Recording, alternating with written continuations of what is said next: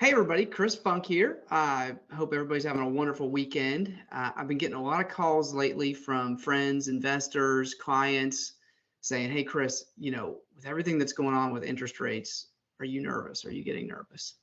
And I have to chuckle a little because I'm always nervous. I'm always nervous about something. I feel like nervousness is the mind and body's way of telling you to pay attention.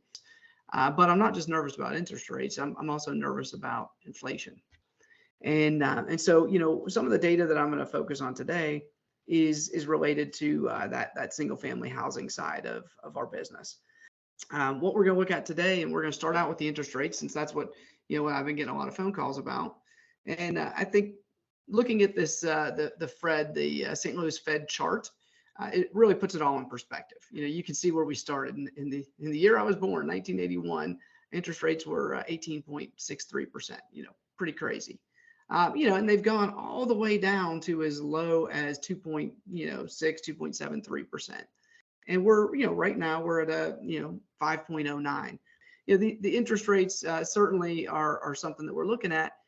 But really, we're just looking at different financing vehicles. Everybody focuses on this 30-year fixed rate mortgage, but there's a lot of other financing vehicles out there that we're, recommending, to our clients, and that we're using ourselves today that, help offset, some of the increased costs. But, the general point here is, financing is really the one thing in real estate that's temporary. But what really is more important to me is what is the driving factor for continuing to put rental properties on the ground, and why do I continue to want to put rental properties on the ground? Right now we have 700 units under construction in the state of Florida. 150 of those I plan on keeping in our own internal portfolio. So I look at a variety of reports, and really I'll start with the median sales price of housing. I don't look at where we're at today. I mean, the pricing has obviously gone way up. We all know that pricing's gone way up. But really what I look at is where was pricing during the last recession, and how would a rental portfolio fare through a recession? We're going to look at, is there a recession coming? I don't know. Maybe there is, maybe there isn't. I tend to think that there probably is. I don't think it's going to be a big one. So I still tend to be more concerned about inflation than I am recession. But let's talk recession for a moment. So if you look here in 2007, so Q1 of 2007 is when we really started to see the crash. I think that's the time period that everybody kind of points to. So 2007 itself was the peak, and home prices were at $257,400 on average in Q1 of 2007. So what I want to know as an investor is, okay, let's say I happen to get in at the peak. How long did it take from that massive recession to get back to just par for my property? And the answer is 6 years. So if you look here, you go all the way up to 2013, Q1 2013, almost exactly the same price as it was in 2007. So it took 6 years to get back to where you were. Now, most of our investors plan on holding their properties, at least 10 years. So I like to look at what happened in a 10-year period from what was the previous peak. So 313,000 was the median home price during that time period. So what does that tell you? All right, well, in 10 years after a major recession, housing prices were up 21.82%. But then you want to look at rent. What happened to rent during that time period? Because again, the 2007 time period where people got hurt is they were speculating. They were buying houses with no rental income and just letting them sit vacant, and then they were turning around and selling them a year later for more money than they bought them for. Well, that's not the game that we play. I don't recommend anybody play that game. What we look at is we want the property to be earning revenue, earning income, or at the very least breaking even in a recessionary period. So, I look at what happened to rents during that time period to really tell me what to expect in the case of a recession. All right, so we're going to go back to 2007 again. So the rental index of a primary residence in the United States during that time period was 230. All right, Well, we talked about that 6-year period in, from 2007 to 2013, where it took that amount of time for pricing to get back to even. Well, what happened to rents in that time period? Well, let's look at the index. So from 2007 to 2013, the index went up to 264. Rents went up by 30 index points, 34 index points, 14.78%.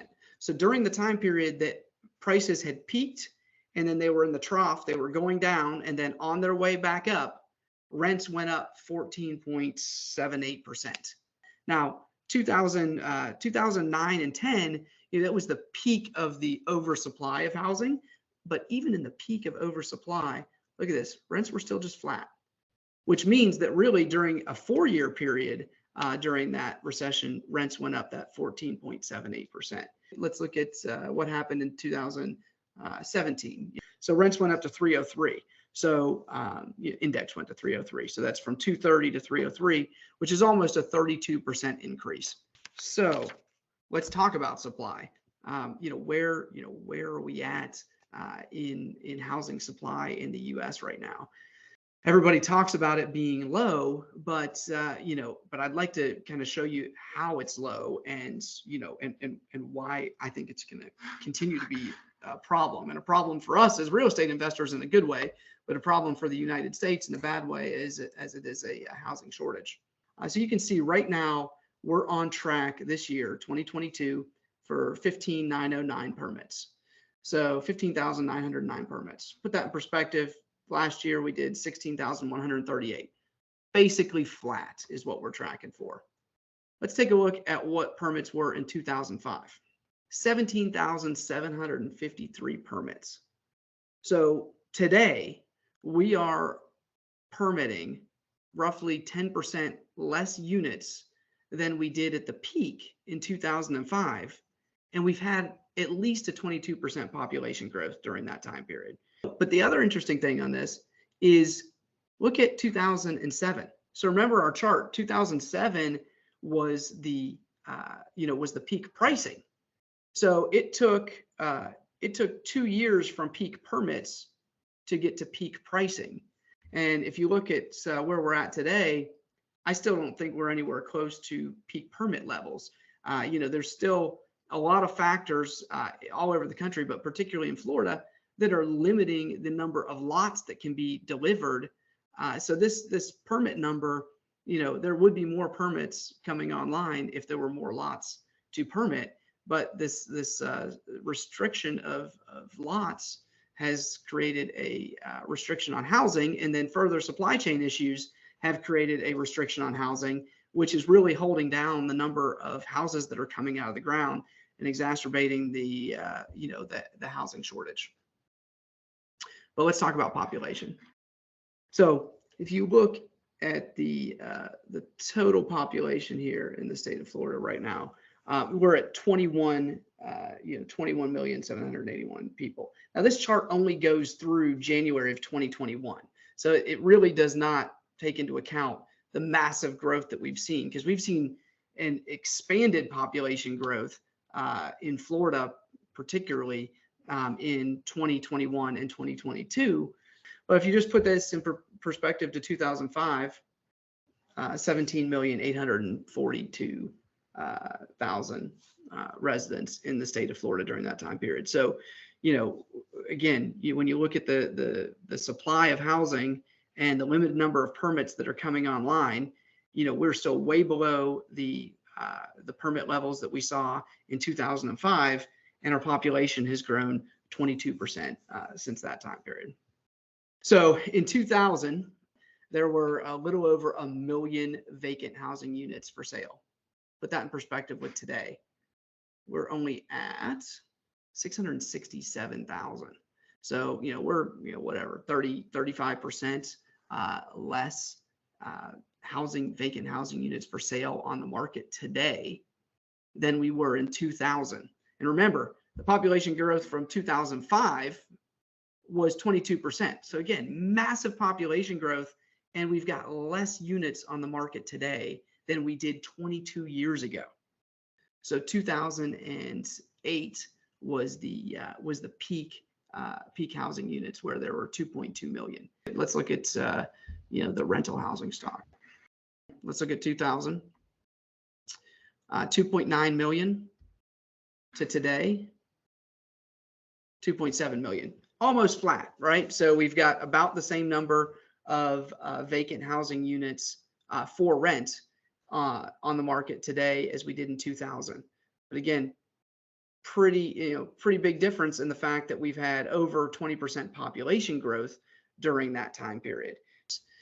Well, look here, we're at 4.6 million households on the market from in 2009.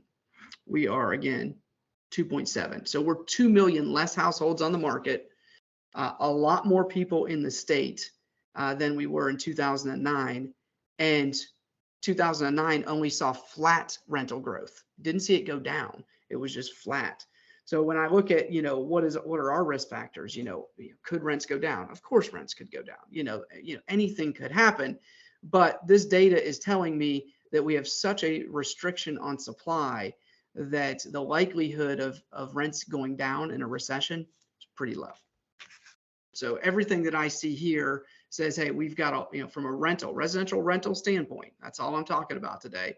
We've got a lot of tailwinds behind us because there's a restriction on supply, the massive amount of population growth, and I don't think that there's any way that we can build our way out of it anytime soon. While these interest rates, I think are going to slow growth. I hope they slow growth. Slowing growth is great for all of us. However, if they don't, or if it takes them a long time to slow growth, owning real estate is a great hedge against that inflation.